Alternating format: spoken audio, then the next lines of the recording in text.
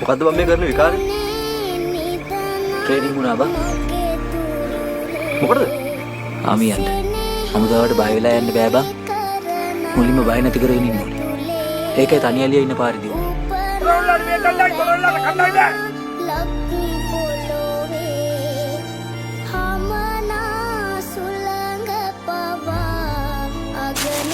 මේක ලොක්කය. කමිසය. ලොක්කය කරපු දේවල් මට අමතක නැහැ. ලබන මාසේ ට්‍රේනින් ඉවරයි. ඊට පස්සේ පාසින් අවුට් එක. ඊට පස්සේ ඉතින් ලොක්කයි ඉන්න පැත්තේ තමයි.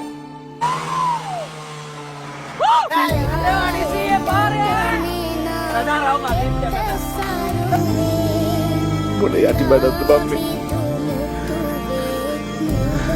ගේමක් ගහන්න ඇති.